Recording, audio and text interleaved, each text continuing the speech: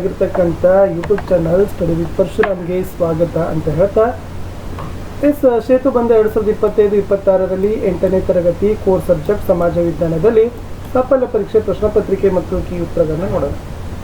Already ನಾನು ಪೂರ್ವ ಪರೀಕ್ಷೆ ಪ್ರಶ್ನೆ ಪತ್ರಿಕೆ ಬುನಾದಿ ಸಾಮರ್ಥ್ಯಗಳನ್ನು ಸಹಿತ ನಿಮಗೆ ಕೊಟ್ಟಿದ್ದೆ. ಸೊ ಇವತ್ತಿನ ವಿಡಿಯೋದಲ್ಲಿ ಸಾಫಲ್ಯ ಪರೀಕ್ಷೆ ಪ್ರಶ್ನೆ ಪತ್ರಿಕೆ ಮತ್ತು ಉತ್ತರಗಳಿದ್ದಾವೆ. ಸೊ ಚೆನ್ನಾಗಿ ಅವುಗಳನ್ನು ನೋಡ್ಕೊಂಡು ಅಭ್ಯಾಸ ಮಾಡೋಣ.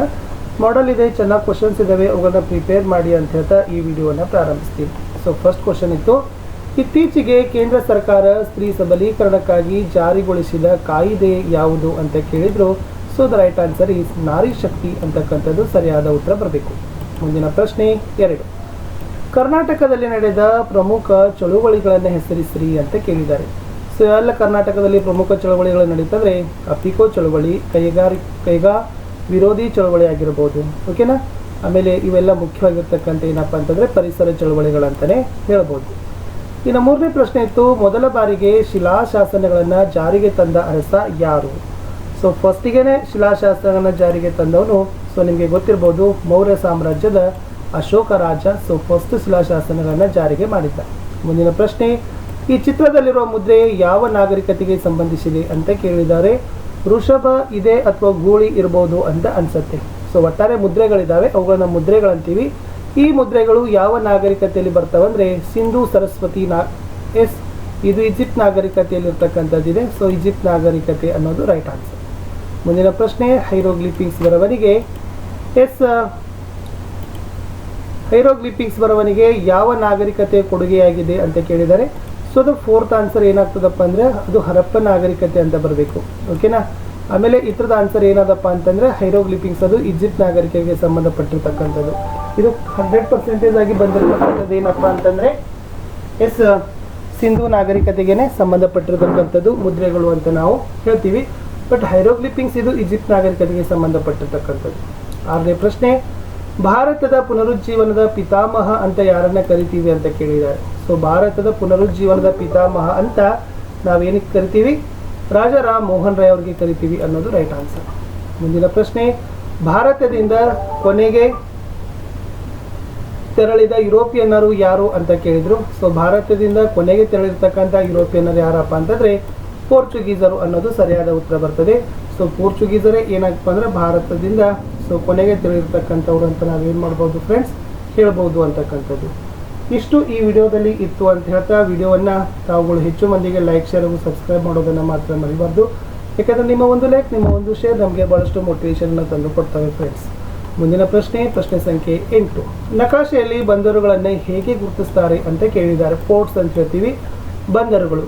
ಈ ಬಂದರುಗಳನ್ನು ಏನು ಮಾಡ್ತಾರಪ್ಪ ಅಂದರೆ ಹಡಗಿನ ಚಿಹ್ನೆಯ ಮೂಲಕ ಸೂಚಿಸ್ತಾರೆ. ಸೊ ಹಡಗು ತೆಗೆದು ಬಂದರುಗಳನ್ನು ಏನು ಮಾಡ್ತಾರಪ್ಪ ಅಂದರೆ ಹೆಸರಿಸ್ತಾರೆ. ಮುಂದಿನ ಪ್ರಶ್ನೆ, ಕರ್ನಾಟಕವು ಯಾವ ದಿಕ್ಕಿನಲ್ಲಿದೆ ಅಂತ ಕೇಳಿದ್ದಾರೆ. ಸೊ ಭಾರತದ ನಕ್ಷೆಯಲ್ಲಿ ನೋಡಿದಾಗ ಸೊ ಕರ್ನಾಟಕ ಅಂತಕ್ಕಂಥದ್ದು ದಕ್ಷಿಣ ದಿಕ್ಕಿಗೆ ಬರ್ತಕ್ಕಂಥ ಒಂದು ರಾಜ್ಯ. ಮುಂದಿನ ಪ್ರಶ್ನೆ, ಭಾರತದ ರಾಷ್ಟ್ರೀಯ ಪಕ್ಷಿ ಯಾವುದು ಅಂತ ಕೇಳಿದ್ದಾರೆ. ಸೊ ಭಾರತದ ರಾಷ್ಟ್ರೀಯ ಪಕ್ಷಿ ಬಂದ್ಬಿಟ್ಟು ನವಿಲು ಅನ್ನೋದು ಸರಿಯಾದ ಉತ್ತರ ಅಲ್ಲಿ ಬರಬೇಕು. ಮುಂದಿನ ಪ್ರಶ್ನೆ 11, ಜನವರಿ 26 ಭಾರತದಲ್ಲಿ ಏನೆಂದು ಆಚರಿಸುತ್ತಾರೆ ಅಂತ ಕೇಳಿದ್ದಾರೆ. ಸೊ ಜನವರಿ 26ರಂದು ಸೊ ಭಾರತದಲ್ಲಿ ಏನು ಮಾಡ್ತಾರಪ್ಪ ಅಂತಂದರೆ ಗಣರಾಜ್ಯೋತ್ಸವ ಅಂತ ಆಚರಣೆ ಮಾಡ್ತಾರೆ. ಸೊ ಪ್ರಜಾರಾಜ್ಯೋತ್ಸವ ಅಂತಲೂ ಕೂಡ ನೀವೇನು ಮಾಡ್ಬೋದು ಫ್ರೆಂಡ್ಸ್ ಬರೀಬೋದು. ಸೊ ಎರಡರಲ್ಲಿ ಒಂದು ಉತ್ತರ ಬರೆದ್ರೂ ಕೂಡ ಉತ್ತರ ಅಂಕಗಳನ್ನು ಸಿಗ್ತವೆ. 12ನೇ ಪ್ರಶ್ನೆ ಕೇಳಿದ್ರು, ಶಿಕ್ಷಣ ಒಂದು ಹಕ್ಕನ್ನಾಗಿಸಿದ ವಿಧಿ ಯಾವುದು ಅಂತ ಕೇಳಿದ್ದಾರೆ. ಸೊ ನೋಡಿ, ಶಿಕ್ಷಣವನ್ನು ಮೂಲಭೂತ ಹಕ್ಕನ್ನಾಗಿ ಮಾಡಿರ್ತಾರೆ. ಸೊ ಆ ಶಿಕ್ಷಣವನ್ನು ಮೂಲಭೂತ ಹಕ್ಕು ಅಂತ ಯಾವ ವಿಧಿ ಒಳಗಡೆ ಸೇರಿಸಿದ್ದಾರೆ ಅಂತಕ್ಕಂಥದ್ದು ಪ್ರಶ್ನೆ ನಿಮಗೆ ಕೇಳಿದ್ರು. ಓಕೆನಾ. ಸೊ ದ ರೈಟ್ ಆನ್ಸರ್ ಏನು ಬರ್ತದಪ್ಪ ಅಂತಂದ್ರೆ ಅದು 21A ಅಂತಕ್ಕಂಥದ್ದು ರೈಟ್ ಆನ್ಸರ್. ಸೊ 21A ಅಂತಕ್ಕಂಥದ್ದನ್ನು ನೀವೇನು ಮಾಡಬೇಕಾಗ್ತದಪ್ಪ ಅಂತಂದ್ರೆ ಬರಿಬೇಕು. ಸೊ 21st A ಮೂಲಕ ಏನು ಮಾಡಿದ್ದಾರೆ, ಶಿಕ್ಷಣವನ್ನು ಒಂದು ಮೂಲಭೂತ ಹಕ್ಕಿನಲ್ಲಿ ತಂದು ಇಟ್ಟಿದ್ದಾರೆ. ಮುಂದಿನ ಪ್ರಶ್ನೆ, ನಮ್ಮ ಸಂವಿಧಾನ ನೀಡಿರುವ ಹಕ್ಕುಗಳಾವುವು ಅಂತ ಕೇಳಿದರೆ 4 ಹಕ್ಕುಗಳನ್ನು ಬರಲಿಕ್ಕೆ ಕೇಳಿದ್ದಾರೆ.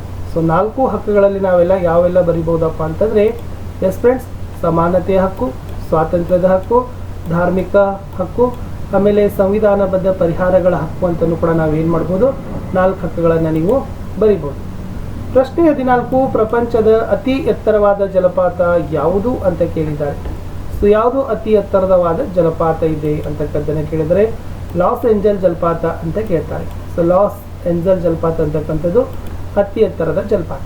15ನೇ ಪ್ರಶ್ನೆ, ಉತ್ತರ ಅಮೆರಿಕಾ ಖಂಡದ ಪ್ರಮುಖ ನದಿಗಳನ್ನು ತಿಳಿಸ್ರಿ. ಸೊ ಉತ್ತರ ಅಮೆರಿಕಾ ಖಂಡದಲ್ಲಿ ಹರಿತಕ್ಕಂಥ ಮುಖ್ಯ ನದಿಗಳಂದ್ರೆ ಅದು ಮಿಸಿಸಿಪ್ಪಿ ಆಗಿರ್ಬೋದು ಮತ್ತೆ ಕಂಪಾಸ್ ನದಿ, ಅವೆರಡು ಇಂಪಾರ್ಟೆಂಟ್ ಇತ್ತು. ಇನ್ನು ಬ್ರಿಟಿಷರ ಮೊದಲ ವ್ಯಾಪಾರ ಕೇಂದ್ರವನ್ನು ಹೆಸರಿಸಲಿಕ್ಕೆ ಕೇಳಿದ್ದಾರೆ. ಸೊ ಬ್ರಿಟಿಷರ ಮೊದಲ ವ್ಯಾಪಾರ ಕೇಂದ್ರ ಅದು ಬಂದ್ಬಿಟ್ಟು Surat is the right answer. ಮುಂದಿನ ಪ್ರಶ್ನೆ, ಬಡತನಕ್ಕೆ ಪರಿಹಾರಗಳನ್ನು ಸೂಚಿಸ್ರಿ ಅಂತ ಕೇಳಿದ್ದಾರೆ. ಸೊ ಭಾರತದಲ್ಲಿ ಬಡತನ ಅಂತಲೂ ಕೂಡ ವ್ಯಾಪಕವಾಗಿ ಇದೆ. ಓಕೆನಾ, ಈ ಬಡತನವನ್ನ ವ್ಯಾಪಕವಾಗಿ ಹರಡಲಿಕ್ಕೆ ಸೊ ಎಲ್ಲ ಕಡೆನೂ ಕೂಡ ಪಸರಿಸಲಿಕ್ಕೆ ಮುಖ್ಯವಾಗಿರ್ತಕ್ಕಂಥ ಕಾರಣಗಳಿದ್ದಾವೆ. ಸೊ ಮುಖ್ಯ ಕಾರಣಗಳೇನಪ್ಪ ಅಂದರೆ ಅದು ಶಿಕ್ಷಣ ನೀಡೋದಾಗಿರ್ಬೋದು, ಉದ್ಯೋಗ ಸೃಷ್ಟಿಸೋದ ಅಂದರೆ ನಿರುದ್ಯೋಗ ಆಗಿರ್ಬೋದು, ಅನಕ್ಷರತೆ ಆಗಿರ್ಬೋದು, ಮೂಢನಂಬಿಕೆ ಆಗಿರ್ಬೋದು, ವೈಜ್ಞಾನಿಕ ಜ್ಞಾನದ ಕೊರತೆ ಇಲ್ಲದೆ ಇರ್ಬೋದು, ಆಮೇಲೆ ಅವರಲ್ಲಿರ್ತಕ್ಕಂಥ ಮೈಗಳತನ ಅಂದರೆ ಆಲಸಿ ಜೀವನ, ವಿಲಾಸಿ ಜೀವನನೂ ಕೂಡ ಏನಾಗ್ತದಪ್ಪ ಅಂದ್ರೆ ಸೊ ಬಡತನವನ್ನು ಹೆಚ್ಚಿಸಲಿಕ್ಕೆ ಕಾರಣ. ಬಟ್ ಪರಿಹಾರಗಳನ್ನು ಕೊಡೋದಂದ್ರೆ ತಾಂತ್ರಿಕ ಶಿಕ್ಷಣಗಳನ್ನು ಕೊಡಬೇಕು. ಓಕೆ, ವೈಜ್ಞಾನಿಕ ದೃಷ್ಟಿಕೋನಗಳನ್ನು ಬಳಸಬೇಕಾಗ್ತದೆ, ಮೂಲಭೂತ ಸೌಲಭ್ಯಗಳನ್ನು ಒದಗಿಸಬೇಕಾಗ್ತದೆ, ಜನರ ಜೀವನದ ಗುಣಮಟ್ಟವನ್ನು ಹೆಚ್ಚಿಸ್ಪಡ್ತಕ್ಕಂಥ ಕಾರ್ಯಕ್ರಮವನ್ನು ಸಹಿತ ಮಾಡಬೇಕಾಗ್ತದೆ ಅನ್ನೋದನ್ನು ಬರೀರಿ. 18, ಕರ್ನಾಟಕದ ಮೊದಲ ದಿನಪತ್ರಿಕೆ ಯಾವುದು ಅಂತ ಕೇಳಿದ್ದಾರೆ. ಸೊ ಫಸ್ಟ್ ಯಾವ್ದು ನ್ಯೂಸ್ ಪೇಪರ್ ಬಂತು ಅಂತ ಕೇಳಿದ್ರು. ಸೊ ನಿಮ್ಮೆಲ್ಲರಿಗೂ ಗೊತ್ತಿರಲಿ, ಮಂಗಳೂರು ಸಮಾಚಾರ ಅಂತ ಹೇಳ್ತಾರೆ. ಮೋಗ್ಲಿಂಗ್ ಅವರು ಬಿಡುಗಡೆ ಮಾಡಿರ್ತಕ್ಕಂಥದ್ದು. ಸೊ ಮಂಗಳೂರು ಸಮಾಚಾರ ಇಸ್ ದ ರೈಟ್ ಆನ್ಸರ್. ಇನ್ನು ವಿಶ್ವಸಂಸ್ಥೆಯ ಸಂಸತ್ತು ಎಂದು ಯಾವ ಅಂಗಸಂಸ್ಥೆಯನ್ನು ಕರೀತಾರೆ ಅಂತ ಕೇಳಿದ್ದಾರೆ. ಸೊ ವಿಶ್ವಸಂಸ್ಥೆಯ ಸಂಸತ್ತು ಅಂತ ಯಾವುದನ್ನು ಕರೀತಾರಪ್ಪ ಅಂದರೆ ಸಾಮಾನ್ಯ ಸಭೆ ಇಸ್ ದ ರೈಟ್ ಆನ್ಸರ್. ಮುಂದಿನ ಪ್ರಶ್ನೆ ಇತ್ತು, ಭೂಸೇನೆಯ ಮುಖ್ಯಸ್ಥರನ್ನ ಯಾರು ನೇಮಿಸ್ತಾರೆ ಅಂತ ಕೇಳಿದ್ದಾರೆ. ಸೊ ಭೂಸೇನೆಯ ಮುಖ್ಯಸ್ಥರನ್ನ ಏನಂತ ಕರೀತಾರೆ? ಜನರಲ್ ಅಂತ ಕರೀತಾರೆ. ನೌಕಾಸೇನೆಯವರನ್ನ ಅಡ್ಮಿರಲ್ ಅಂತ ಕರೀತಾರಲ್ಲ, ವಾಯುಸೇನೆಯನ್ನ ಏರ್ ಚೀಫ್ ಮಾರ್ಷಲ್ ಅಂತ ಕರೀತಾರೆ. ಬಟ್ ಇವರನ್ನ ನೇಮಿಸೋರು ಯಾರಪ್ಪ ಅಂತಂದ್ರೆ ರಾಷ್ಟ್ರಪತಿಗಳು. ಸೊ ರಾಷ್ಟ್ರಪತಿಗಳು ಅನ್ನೋದನ್ನ ನೀವು ಬರೆದ್ರೆ ಸೊ ಏನಾಗ್ತದಪ್ಪ ಅಂದ್ರೆ ಕಂಪ್ಲೀಟ್ ಆಗಿರ್ತಕ್ಕಂಥ ಉತ್ತರ ಆಗ್ತದೆ. ಸೊ ಇಷ್ಟಿತ್ತು ಫ್ರೆಂಡ್ಸ್ ಈ ವಿಡಿಯೋದಲ್ಲಿ ಅಂತ ಹೇಳ್ತಾ, ಇದು 8ನೇ ತರಗತಿ ಸಮಾಜ ವಿಜ್ಞಾನದಲ್ಲಿ ಬಂದಿರತಕ್ಕಂಥ ಒಂದು ಸಾಫಲ್ಯ ಪರೀಕ್ಷಾ ಪ್ರಶ್ನೆ ಪತ್ರಿಕೆಯನ್ನು ನಾನು ನಿಮಗೆ ಕೊಟ್ಟಿದ್ದೆ. ಸೊ ಟೋಟಲಿ 20 ಕ್ವಶನ್ಸ್ ಇದ್ದಾವೆ. ಸೊ ಚೆನ್ನಾಗಿ ಇವನ್ನು ಮಾಡೆಲ್ ಆಗಿ ತೆಗೆದುಕೊಡ್ರಿ. ಸೊ ಯಾರಿಗೆಲ್ಲ ಇದ್ರ PDF ಬೇಕು ಅನ್ನೋರು ನೀವೇನು ಮಾಡಿ ಅಂತಂದರೆ ಕಮೆಂಟಲ್ಲಿ ಕೂಡ ನಾವುಗಳನ್ನು ಕೊಡ್ತೀವಿ. ಮತ್ತು ನಮ್ಮದು ವಾಟ್ಸಪ್ ಚಾನಲ್ ಮತ್ತು ಟೆಲಿಗ್ರಾಮ್ ಗ್ರೂಪ್ಗಳಿದ್ದಾವೆ. ಸೊ ಅಲ್ಲಿ ನಾವೇನು ಮಾಡಿರ್ತೀವಿ, PDF ನಿಮಗೆ ಹೆಚ್ಚು ಶೇರ್ ಮಾಡ್ತೀವಿ. ಸೊ ಆ PDF ನಮ್ಮ ಗ್ರೂಪ್ಗಳಲ್ಲಿ ಬಂದು ನೀವು ಜಾಯ್ನ್ ಆಗಿ ಹೆಚ್ಚು ಪಡೀರಿ ಅಂತ ಹೇಳ್ತಾ ವಿಡಿಯೋ ವೀಕ್ಷಿಸಿದ್ದಕ್ಕಾಗಿ ಧನ್ಯವಾದಗಳು. ಬಾಯ್.